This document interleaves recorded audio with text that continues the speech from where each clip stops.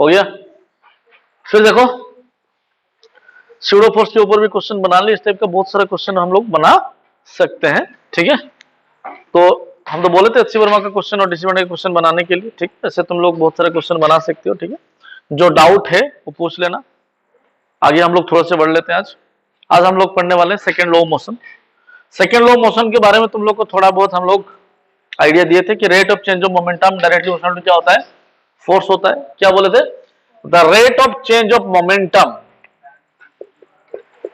The rate of change of momentum directly proportional कितना होता है, बोला फोर्स होता है। ये बताने के लिए बोला, ये originally this is the proof of force. ठीक है, फोर्स को ओरिजिनली डिफाइन करता है क्या, the rate of change of momentum. तो रेट ऑफ चेंज मतलब डेरिवेटिव हो गया तुम लोग के लिए, डेरिवेटिव हो गया ना। तो रेट ऑफ चेंज का मतलब डेरिवेटिव बताए थे। अच्छा, पी जो होता है ना, पी होता है बेटा मोमेंटम, और पी एक वेक्टर क्वांटिटी होता है जो मास मल्टीप्लाइड बाय वेलोसिटी होता है। मास मल्टीप्लाइड बाय वेलोसिटी होता है, और मास जो वैल्यू है ना वो एक स्केलर क्वांटिटी है। वो क्या है, स्केलर क्वांटिटी। और भी जो है वो आ गया सबको समझ में, मास क्या है, स्केलर क्वांटिटी है, भी क्या है, वेक्टर क्वांटिटी है। अच्छा बढ़िया, देखो नेक्स्ट बोला। अच्छा, तो P इक्वल कितना हो गया, mv। तो इसको लेकर हम लोग यहाँ पर अप्लाई कर लेते हैं। तो डेरिवेटिव ऑफ P के जगह पर जब mv पुट किया गया विथ रिस्पेक्ट टू dt, तो बेटा मास तो कांस्टेंट है ना, बाहर आ गया। अरे बेटा मास क्या है, कांस्टेंट, कहाँ आया वो, बाहर आ गया। बचा कितना बेटा, dv बाई dt। तो dv बाई dt क्या देगा बेटा, मास इंटू एक्सीलरेशन। हो गया ना ये फोर्स। तो momentum, rate of change of momentum से हम लोग क्या निकाल लिया बेटा, आ गया। तो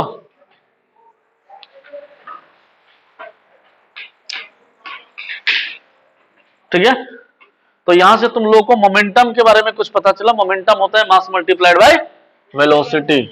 ठीक है, मास मल्टीप्लाइड बाय वेलोसिटी। ठीक है, मोमेंटम स्केलर होता है कि वेक्टर होता है बेटा, वेक्टर होता है, क्योंकि it is the multiplication of a scalar quantity and a vector quantity. तो when a vector is multiplied with a vector it may gives you vector, but when a scalar is multiplied with a vector it will gives, आ गया। तो बेटा उसके बाद देखो, ये momentum को लेके जैसे क्वेश्चन बनाएंगे, उसके rate of change of momentum जिस इसको लेके क्वेश्चन बनाया जाएगा। उसके बाद देखो इंपल्स, थोड़ा सा मेंशन कर लो, इंपल्स, IMPULS, इंपल्स।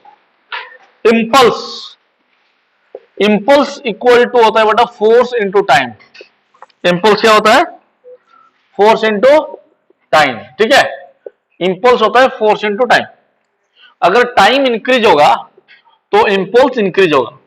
समझ में आ रहा है कि नहीं, अगर टाइम इंक्रीज होगा तो इंपल्स इंक्रीज होगा। Originally impulse equal to change in momentum होता है। Impulse is equal to change in momentum होता है। क्या होता है बेटा, चेंज इन मोमेंटम। इंपल्स क्या होता है, चेंज इन मोमेंटम। तो बोलो सर कुछ समझ में नहीं आया, हम बोले बहुत बढ़िया, रुक जाओ थोड़ा सा। I is equal to F into हम dt लिखते हैं, कोई बात है तुमको। I इक्वल टू क्या होता है, F into dt। So I is equal to F के जगह पर dp बाई dt लिख सकते हैं ना, अभी तो लिखे थोड़ा देर पहले। I is equal to F into dt है, and I is equal to dp by dt तो लिखा जा सकता है ना, इसमें कोई दिक्कत है, आ गया सबको समझ में। फिर इज इक्वल टू अगर लिखा जाए, इंटू कितना है, dt है, तो dt ने dt को मार दिया, तो I इज इक्वल टू कितना बना, dp में ना। तो इसका मतलब I is equal to P2 minus P1 भी तो लिख सकते हैं ना। ये हो गया ना impulse equal to change in momentum. Impulse क्या हुआ, चेंज इन मोमेंटम। ठीक है ना। तो बेटा जितना समय के लिए फोर्स लगता है वो इंपल्स में कन्वर्ट होता है। ठीक है, ये तो तुम्हारे खुशी दीदी का डुप्लीकेट दिख रहा है मुझे, है ना। तो क्या हुआ देखो, सो इंपल्स क्या होता है, फोर्स इनटू मोमेंटम होता है। समझ में आ रहा है कि नहीं। देखो तो बेटा सोचो, एक तुम लोग को एक दिन जोश आ गया, बोलो कि सर आज हम इस रास्ते में जो ट्रक खड़ा है बहुत दिन से मुझे परेशान कर रहा है, सर हम उसको उड़ा देंगे। हम बोले कैसे उड़ाओगे, सर देखिए। ठीक है, अभी बस कि ट्रक वहां पर खड़ा था, हम लोग बाइक लेके गए और बोले कि सर इतना एक जोर से धक्का मारूंगा ट्रक जाके अपने घर गिरेगा। समझे, गाड़ी तुम्हारा 160 की स्पीड में, जब उस ट्रक से धक्का लगा तुम जाके गिरे हॉस्पिटल में। समझ में आ रहा है कि नहीं, नहीं आया समझ में, मारे ना धक्का तुम। अच्छा ट्रक का मास तो बहुत ज्यादा है ना, उसका मोमेंटम बहुत ज्यादा है, समझ में आ रहा है कि नहीं, उसको हिलाना बहुत मुश्किल है। तुम लोग का मास कितना है, तुमको तो कोई भी हिला देगा। एक छोटा सा कोई भी ये क्या बोले इसको, चिपकली भी तुम लोग को हिला देगा। तो बस ट्रक तो बहुत बड़ा चीज है, समझ में आ रहा है कि नहीं। तो जो उसको लगा वो इंपल्स हुआ, फोर्स इनटू टाइम। समझ में आया कि नहीं? अगर उस कंडीशन में हम तुमको ये बताए, जब तुम उसको टकराए ना, तुम्हारा मोमेंटम चेंज हुआ। क्या चेंज हुआ? उस चेंज इन मोमेंटम को हम लोग क्या बोले बेटा? समझ में आया कि नहीं? उस चेंज इन मोमेंटम को क्या बोले बेटा? तो इंपल्स का फॉर्मूला क्या हुआ? फोर्स, सॉरी इंपल्स हो गया फोर्स इनटू टाइम। एग्जांपल, जैसे तुम लोग क्रिकेट बॉल पकड़ते हो, ऐसे I am not a very good cricket player, because हमको क्रिकेट खेलना पसंद नहीं है और ऐसे खेलते भी नहीं है, क्योंकि बॉल को थोड़ा सा डर लगता है मुझे, क्रिकेट बॉल को, फुटबॉल को नहीं। समझ में आ रहा है कि नहीं? हाँ, एक बार खेलने के लिए गए थे तो मेरा दोस्त का पैर में लगा था मेरा बैट जाके, उसके बाद बोला इसको कभी नहीं खिलाएंगे हम। खेलेगा तो हम नहीं खेलेंगे। हम बोले उसको धीरे बॉलिंग करो थोड़ा सा, पहले पहले खेल रहे भाई, इतना जोर से बॉलिंग कर तो डर लग रहा है बॉल देखने के लिए। मारा फेंक के, हमको गुस्सा आया, हम बोले और एक बार फेंक। जितना स्पीड में वो बॉल फेंका उतना स्पीड हम बैट फेंके। समझ आ रही है कि नहीं? बॉल मेरे से तो गुजर गया लेकिन बैट उससे नहीं गुजरा। समझ आ रहा है क्या बोल रहे हैं? तो उसी टाइप को तुम लोग मत करना, ठीक है? देखो, हाँ, वो मेरा बहुत अच्छा दोस्त है, अभी भी है, ठीक है? वो लगे वो दोस्ती टूट गया तो नहीं है, वो हम लोग का दोस्ती टूटने वाला दोस्ती नहीं होता, ठीक है? देखो, आई इक्वल क्या होता है बेटा? P2 minus. समझ में आया? तो बेटा हम ये बोल रहे हैं कि बेटा जो मोमेंटम होता है वो डिपेंड करता है फोर्स एंड वेलोसिटी के, फोर्स एंड टाइम के ऊपर। जैसे हम क्रिकेट बॉल पकड़ते हैं तो हम लोग क्या करते हैं, हाथ को ऊपर लेके जाते हैं कि नीचे करते हैं बेटा? जो नीचे करने से क्या होता है बेटा? मोमेंटम डिक्रीज होता है, क्योंकि टाइम इंक्रीज हो जाता है। समझ में आ रही है कि नहीं? क्या इंक्रीज होता है? आगे समझ में, क्योंकि समय जिसको पकड़ते हो ना उसका टाइम डिक्रीज हो जाता है, मतलब इंक्रीज हो जाता है, बहुत ज्यादा टाइम। जितना समय लोगे उतना अच्छे से पकड़ोगे। और मेरा जैसा आदमी क्रिकेट खेलने के लिए जाएगा तो हाथ हाथ टूटा के आएगा, क्योंकि हमको पता ही नहीं है। हमको फिजिक्स पता है लेकिन वहां पर लो लगाने के लिए टाइम, देखो बिना प्रैक्टिस से तुम कोई अप्लाई भी नहीं कर सकते, है ना? हाँ, ऐसे तुमको पता है कि salt water is a very good conductor of electricity. कोई प्रैक्टिकल क्यों करके देख लेना कभी। है? वो जो ये बोल रहे हैं ना, तो देखो ये सब चीज हम जो बोल रहे हैं बेटा, जैसे क्रिकेट बॉल को पकड़ना है वो इम्पल्स हो गया, जिसको जितना टाइम लगेगा उतना कम फोर्स तुम्हारे हाथ में लगेगा, तुमको मुश्किलात बहुत कम होगा। यहां तक समझ में आ गया ना? क्लियर हुआ? अच्छा, फिर ये इम्पल्स के बाद हम लोग क्या पढ़ेंगे बेटा? अभी लिखो क्वेश्चंस ऑफ मोमेंटम। क्वेश्चन क्या होगा देखो बेटा, जैसे हम बोले बेटा, ठीक है, यहां पर एक ऑब्जेक्ट है, ये बेटा इसको हम लोग, ये क्रिकेट बॉल है, इसका मास m है, एक बॉल है मास m है, इलास्टिक कोलाइजन हो रहा है, मतलब इसमें एनर्जी लॉस नहीं हो रहा है। क्या बोल रहे बेटा? समझने के लिए कोशिश करो। इंपल्स समझ में आ गया तुमको? इंपल्स समझ में आया? फॉर्मूला क्या हुआ? मोमेंटम का फॉर्मूला क्या हुआ? मोमेंटम का फॉर्मूला मास इनटू, और इंपल्स का दूसरा फॉर्मूला क्या निकला? Change in momentum. ये तीन बात समझ में आ गया? अच्छा, तो बेटा यहां पर देखो, इनिशियली उसका वेलोसिटी कितना था? v था। बेटा जब दीवार पे लगा, जैसे तुम लोग ट्रक में टकराए, दीवार पे लगा, दीवार पे लगने के बाद उसके पास जो मोमेंटम है, वो इनिशियल मोमेंटम कितना है इसका? P1 equal to mv। Initial momentum जो जा रहा है उसके पास मास है, वेलोसिटी भी है। जब उस पे लगा, लगने के बाद फिर इधर आएगा कि उधर जाएगा? वो बोल रहे कि इलास्टिक कोलाइजन है। अभी इलास्टिक का मतलब तुमको याद रखना है कि बेटा velocity never decreases, energy remain constant, energy change नहीं हुआ। समझ में आ रहा है कि नहीं? जितना एनर्जी था उतना ही एनर्जी रिबाउंड होने के टाइम में भी रहेगा, उसको बोलते हैं इलास्टिक कोलाइजन। क्या बोलेंगे बेटा? तो उस कंडीशन में बेटा इसके पास जो मोमेंटम होगा P2 इक्वल टू कितना हो गया बेटा? mv। समझ में आया? P2 इक्वल टू, तो चेंज इन मोमेंटम वो होता है इंपल्स। क्या होता है? तो चेंज इन मोमेंटम कितना होगा बेटा? Change in momentum delta P equal to P2 minus, ओ भाई साहब समझ में आ रही है कि नहीं? तो गलती कर दिया बेटा, P1 माइनस P2 लिखो, P1 माइनस P2, कुछ भी नहीं, P2 माइनस P1 भी हो सकते हैं ना। तो P1 माइनस P2, मुझे बताओ बेटा P1 कितना था? तो डेल्टा P इक्वल टू कितना है? mv माइनस ऑफ P2 कितना है बताओ? Minus mv। P2 कितना हुआ? अभी तो बोले सर माइनस क्यों हुआ? अभी बोले मोमेंटम स्केलर है कि वेक्टर है? वेक्टर है ना। जब ये इधर आ रहा था, अगर वो प्लस था, जब रिटर्न जाने जाएगा तो 180 डिग्री 180 डिग्री रोटेट किया ना, तो फॉर्मूला क्या होगा? mv होगा। लेकिन नेगेटिव की पॉजिटिव? समझ में आ रहा है सबको?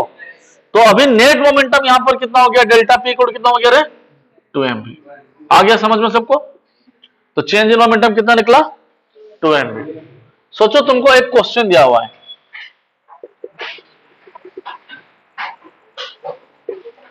यहां पर एक बॉल है, इसका वेलोसिटी v है, मास m है, और यहां पर टकराएगा, मुझसे जो टकराएगा चूर चूर हो जाएगा। समझ में आ रही कि नहीं? सोचो ये जो एंगल दिया हुआ है, ये एंगल कितना है, थीटा।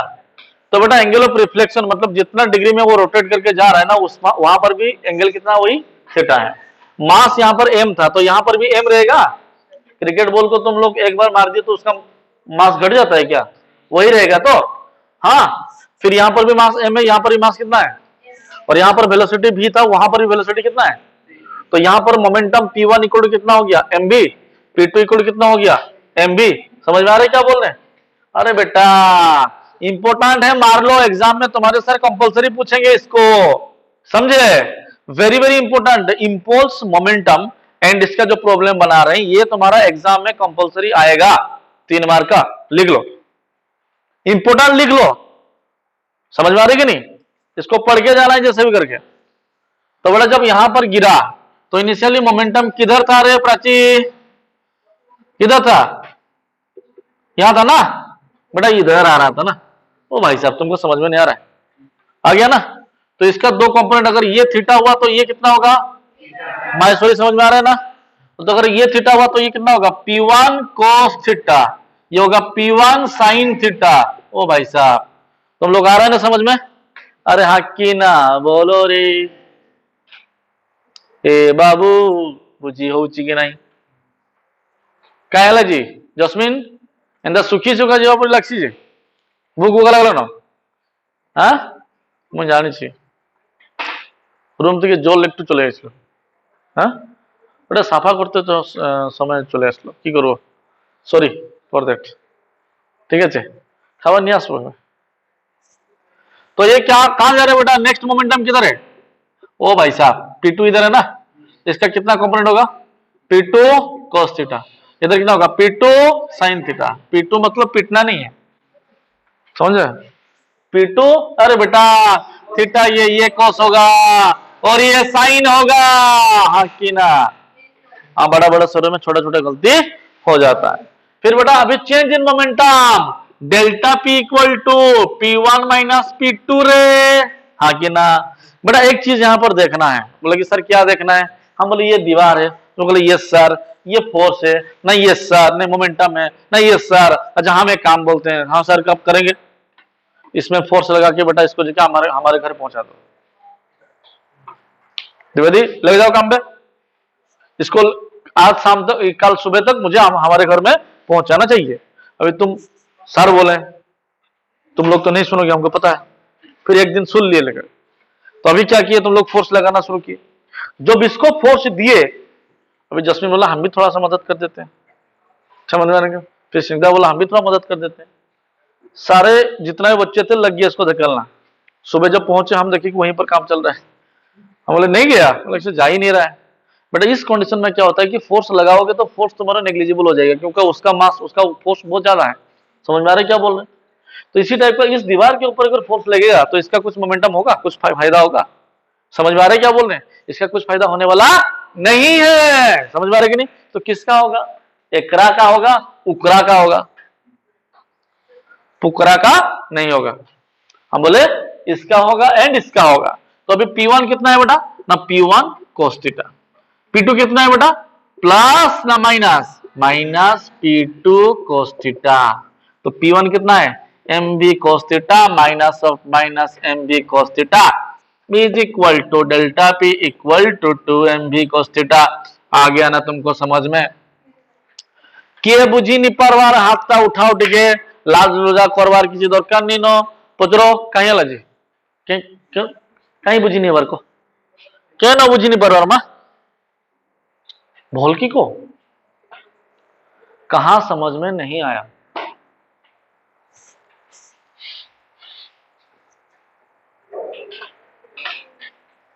कोह केड़े बुझे दिनेश बुझेला, हाँ बेटा डेल्टा पी ना डेल्टा भी, delta P, delta P equal to P2 minus P1। अच्छा एटी P1 के delta P equal to P1 MB है ना। अरे MB है कि नहीं? और भाई साहब यहां पर P1 की जगह पर MB1 पुट करेंगे ना, फिर P2 कितना होगा बेटा, वही MB है ना। फिर यहां पर P2 के जगह पर हम लोग देखो, हमको ओरिजिनली बोलना क्या है तुम लोगों को, ये ओरिजिनल फॉर्मूला है, ठीक है, ये ओरिजिनल फॉर्मूला है कि P2 P1 माइनस P2 है, लेकिन यहां पर P1 cos थीटा है और यहां पर P2 cos थीटा है, तो हम लोग क्या लिखें, P1 की जगह पर P1 cos थीटा, P2 की जगह पर माइनस P2 cos थीटा। समझ में आ रही कि नहीं? फिर P1 का वैल्यू MB है, इसका वैल्यू MB है, दोनों को पुट कर लिए तो फाइनल वैल्यू इतना निकला। नहीं आया ना समझ में ना, तो मिचो कहूचो मुझे कुछ ना ते नानी अब तेरे कोई भी आ गया ना समझ में, हुआ तो हाँ नेक्स्ट लिखो। भाई साहब ये प्लस है और इधर नेगेटिव डायरेक्शन में तो माइनस होगा ही ना, तो P1 माइनस P2 तो पहले से था, लेकिन P2 यहां पर नेगेटिव हुआ कि पॉजिटिव हुआ, तो नेगेटिव ऑफ नेगेटिव क्या होता है? हाँ बेटा वेरी गुड, देखो मिटा दे इसको।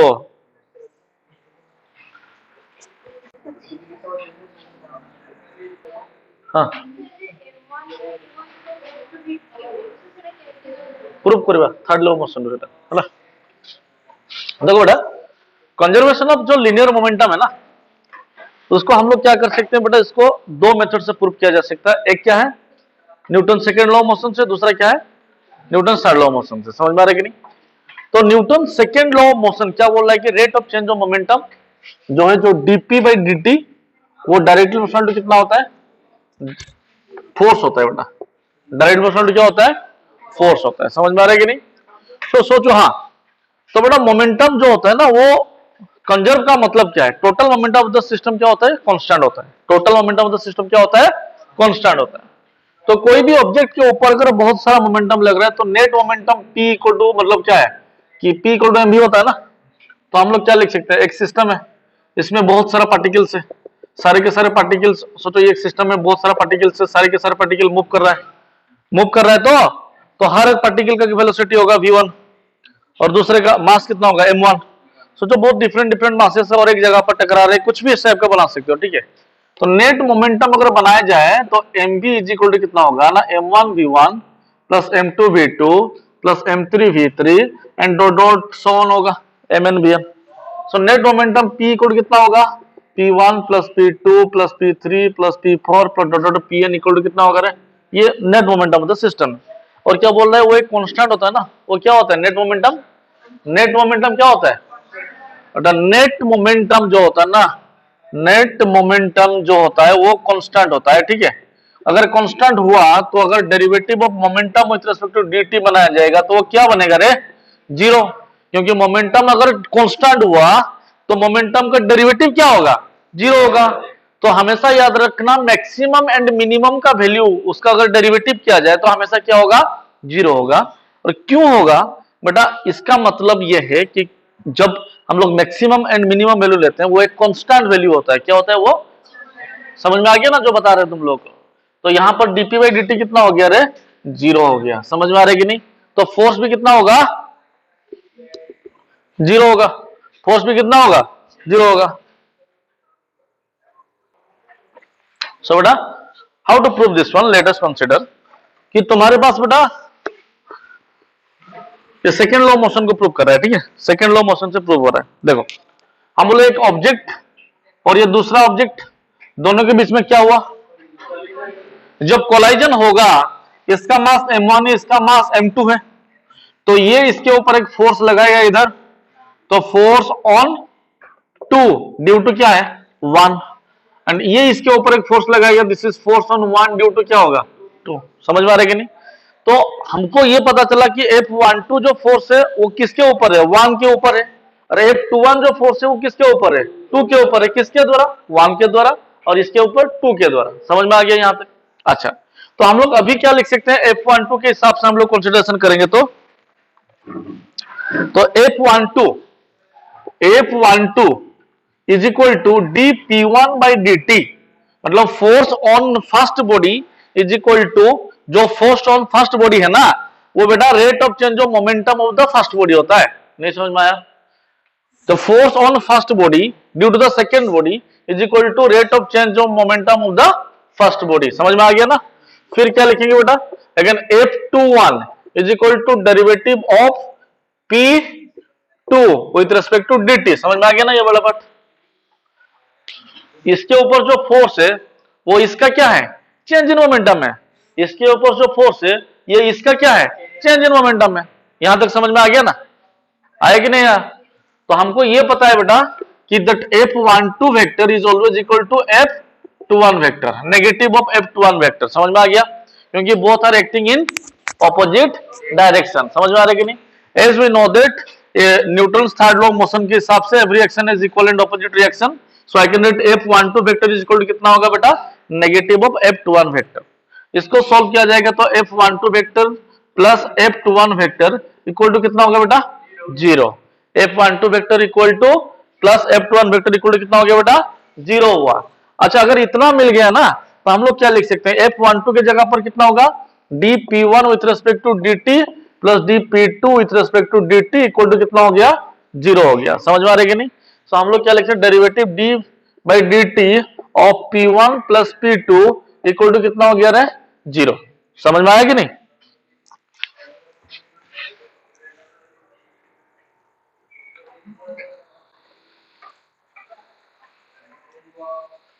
ठीक है, इसका मतलब P1 plus P2 equal to क्या हो गया रे? कांस्टेंट। क्योंकि 0 कब होता है बेटा डेरिवेटिव का? जो वो एक वैल्यू कांस्टेंट होता है। अगर P1 प्लस P2 कांस्टेंट हुआ तब जाके हम लोग क्या लिख सकते हैं? d by dt of P1 तो कितना होगा? 0। क्योंकि इसका कांस्टेंट का डेरिवेटिव क्या दिखाएगा तुमको बेटा? नहीं आया ना समझ में? नहीं आया ना? हम क्या बोले बेटा कि अगर P1 प्लस P2 कांस्टेंट होगा तो उसका डेरिवेटिव तुमको क्या देगा? 0 देगा। अच्छा, यहां पर सिर्फ 2 पार्टिकल्स था। For n number of particle, for n number of particles net momentum P equal to कितना होगा? सॉरी, नेट मोमेंटम जो है ना P1 plus P2 plus P3 plus और Pn इक्वल टू कितना होगा? 0। ये हो गया तुम्हारा कंजर्वेशन ऑफ लिनियर मोमेंटम का प्रूफ बाय किसके द्वारा है बेटा? किसके द्वारा? ये सेकेंड लॉ ऑफ मोशन। ठीक है, ये हो गया सेकेंड लॉ ऑफ मोशन।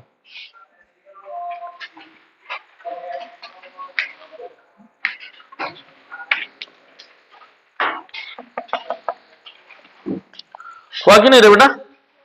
हो गया ना? For n number of particles, तुम लोग डॉक्टर बन जाओगे तो इस टाइप के लिखोगे। ठीक है, for n number of particles. किसको समझ में नहीं है बताओ? आ गया समझ में पूरा? ये वाला पार्ट समझ में आया? Force on 2 due to 1, force on 1 due to 2, समझ में आया कि नहीं? क्लियर हुआ ना? माहेश्वरी तुमको समझ में आया बेटा? Very good. एब्सेंट कौन है रियाज? एब्सेंट कौन है? सुभाष। देखो यहां पर है,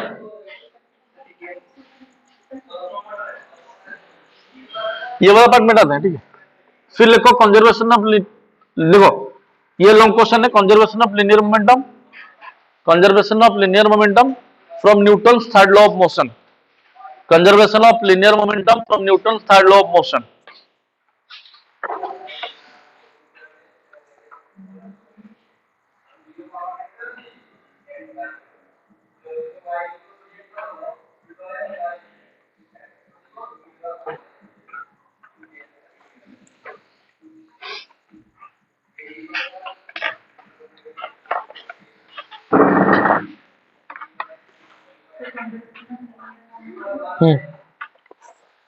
from Newton's third law of motion, from Newton's third law of motion. ठीक है, सो बेटा according to Newton's third law of motion, अभी तो बताया तुम लोगों को कि अगर 2 ऑब्जेक्ट्स हैं तो इसके ऊपर जो फोर्स लगेगा फोर्स ऑन 2 ड्यू टू किसके द्वारा? 1, और इसके ऊपर फोर्स ऑन 1 ड्यू टू किसके द्वारा? 2।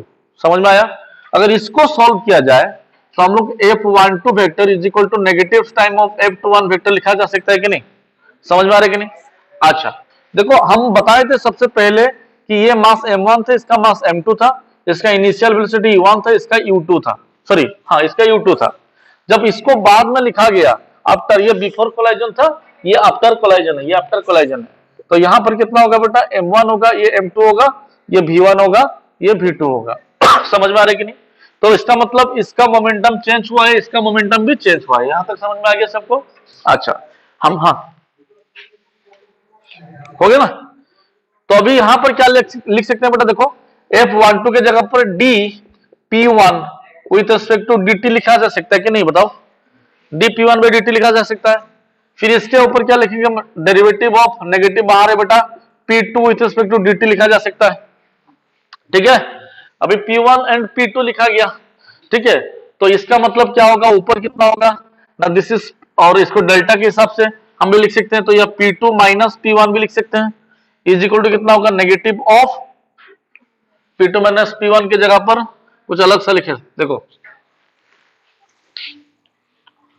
तो dp बाई dt लिखा जा सकता है ना, और इसको डेल्टा P और इसको भी डेल्टा P लिखा जा सकता है। समझ में आ रहा है कि नहीं? जो लिखे हो उसको काटना नहीं है, हम बोल रहे हैं तुमको समझाने के लिए। तो अभी बेटा ये डेल्टा P1 ये डेल्टा P2 है, तो हम देखो इनिशियली इसका मोमेंटम कितना था, m1 u1 था, फाइनली कितना हो गया, m1 v1। सो इसके जगह पर हम लोग क्या लिख सकते हैं बेटा, दिस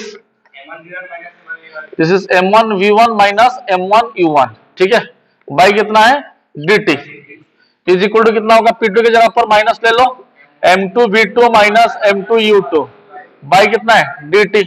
सो बेटा इस यहाँ m1 v1 minus m1 u1 dt cancel out कर दो, कोई बात है इसमें क्या, बोथ साइड से आया ना समझ में?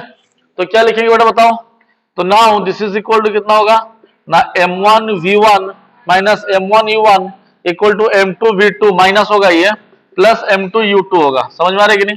तो इसको माइनस को इधर लाना है और प्लस को उधर लेना है, तो ये हो गया m1 u1 plus m2 u2 equal to m1 v1 plus m2 v2, और ये जो फॉर्मूला हुआ ये हो गया कंजर्वेशन ऑफ लीनियर मोमेंटम का proof.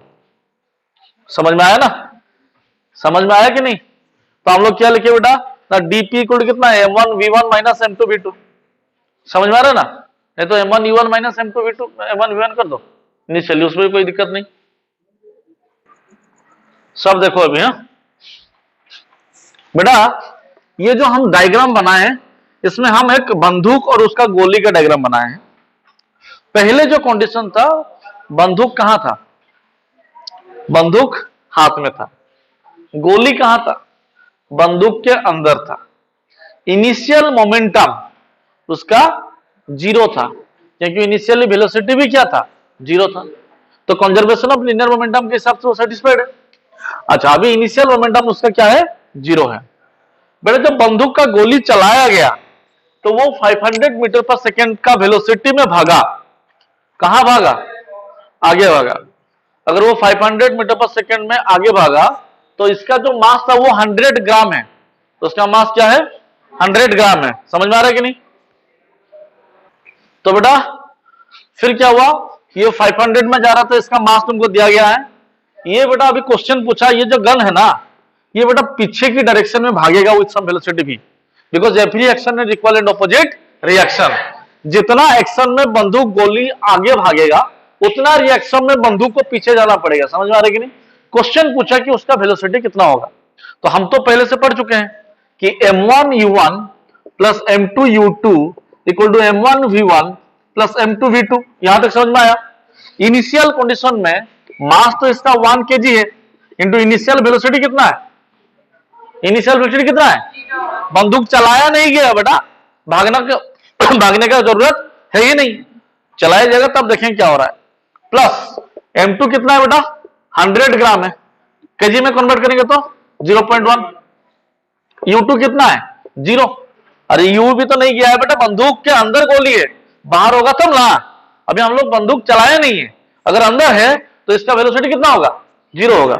Is equal to m1 v1 है, m1 बताओ कितना है, 1 kg, v1 पता नहीं, m2 0.1 kg, v2 500 मीटर पर सेकेंड। समझ में आ गया? अगर इसको सॉल्व किया जाएगा तो बेटा ये इधर आ गया, इसको बोलते हैं बेटा recoil of gun, recoil of gun, लिख लो इसको, ठीक है ना। रिकॉइल ऑफ गन, ये भी न्यूटन थर्ड लॉ ऊपर बेस्ड है, कंजर्वेशन ऑफ लिनियर मोमेंटम से इसका क्वेश्चन सॉल्व किया जा सकता है। समझ में आ रहा है कि नहीं। तो रिकॉइल ऑफ गन का क्वेश्चन तुम्हारा एग्जाम में पूछेगा। रिकॉइल ऑफ गन क्या होता है? When an bullet is fired from a gun, then the gun will also return with some velocity. समझ में आ रहा है कि नहीं। इसका मतलब क्या हुआ, जो पीछे आता है ना उसको बोलते हैं रिकॉइल वेलोसिटी। समझ में आ रहा है ना। जो पीछे आता है बंदूक उसको क्या बोलते हैं? Recoil velocity. तो अभी क्या निकलेगा, ये 0 हो गया, ये v1 प्लस ये हो गया 50 मीटर पर सेकेंड। समझ में आ रहा है कि नहीं। तो v1 equal to minus 50 metre पर सेकेंड निकलेगा। तो नेगेटिव का मतलब है कि वेलोसिटी उसका कौन सा डायरेक्शन में है? ऑपोजिट डायरेक्शन में। यहां तक समझ में आ गया सबको। तो velocity is in opposite direction. Clear हुआ कि नहीं। क्या बोले इसको बेटा? रिकॉइल वेलोसिटी ऑफ गन, बंदूक का ये रिकॉइल वेलोसिटी बोला जाता है। क्लियर हुआ ना कॉन्सेप्ट? हाँ ना, कहीं पर रुका? Very good. हाँ, इनिशियल वेलोसिटी कितना है बेटा इसका? 0 है। बंदूक के अंदर है गोली, गोली का भी इनिशियल वेलोसिटी कितना है? 0 है। मास इसका 1 kg है, इसका मास 100 ग्राम है। 100 ग्राम मतलब 0.1 kg। आ गया समझ में? अभी यहां पर देखो, मास बंदूक का 1 kg, इसका वेलोसिटी पता नहीं, m2 गोली का 0.1, इसका वेलोसिटी 500 पता है हमको।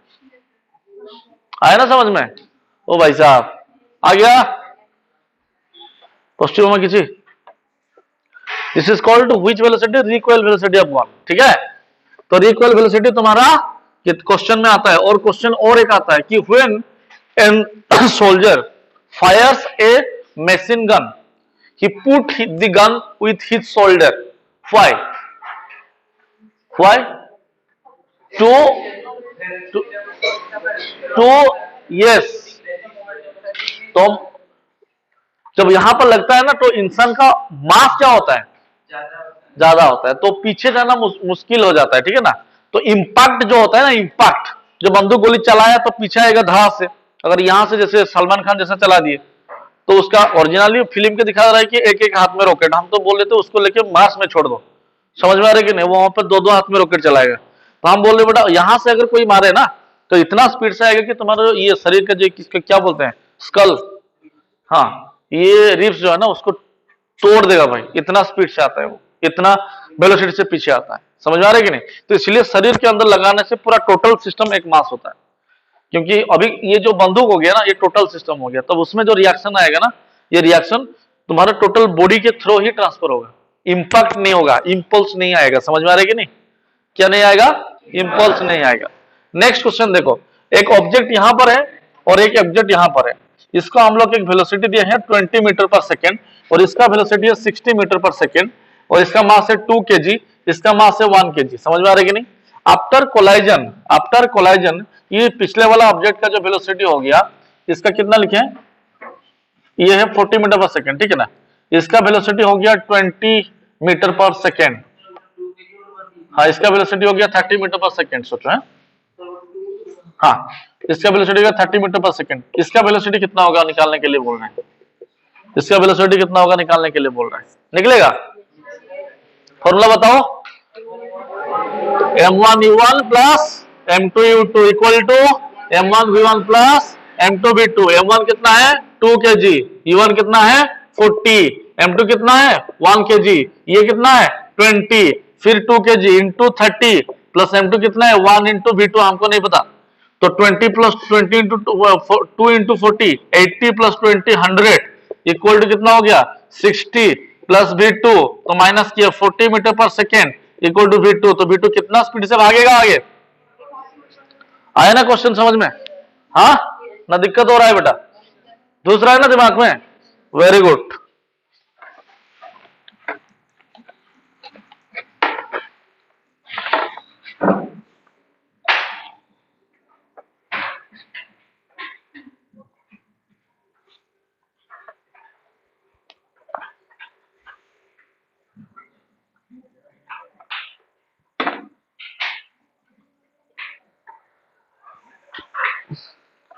ठीक है, हो गया। मिटाएं इसको, मिटा देना। नेक्स्ट क्वेश्चन पूछा कि एक माइन था। क्या था बेटा? माइन बताया ना, जहां पर पत्थर वत्थर तोड़ा जाता है। तो वहां पर एक माइन में एक पत्थर को तोड़ा गया, उसमें एक बम लगाया गया था, तो पत्थर टूटा और पत्थर टूट के 3 पत्थर में डिवाइड हो गया, 3 पार्ट में। समझ में आ रही कि नहीं? कितना पार्ट में हुआ? और जब 3 पार्ट में डिवाइड हुआ, इसका मास पूछ रहा है कितना है, ठीक है? किसका पूछ रहा है? उसका मास। इसका बोला 1 kg, इसका मास m1 कितना हो गया? 1 kg, m2 कितना हो गया? 2 kg, m3 का वैल्यू पूछ रहा है। समझ में आ रहा है कि नहीं? और एक चीज बोला बेटा कि उसका जो वेलोसिटी v1 12 है, v2 8 है, v3 4 है। इसका कितना है? v1 कितना है? 12 मीटर पर सेकेंड, v2 कितना है? 8 मीटर पर सेकेंड, और ये जो v3 कितना है ना? 4 मीटर पर सेकेंड। और ये बोल रहा है कि ये आपस में बेटा 90 डिग्री एंगल करके आप जा रहे हैं। कितना डिग्री एंगल करके? 90 डिग्री पर, अपने आप को 90 डिग्री कर रहे हैं वो लोग। तो बोल रहे कि इसका मास कितना होगा, निकालो।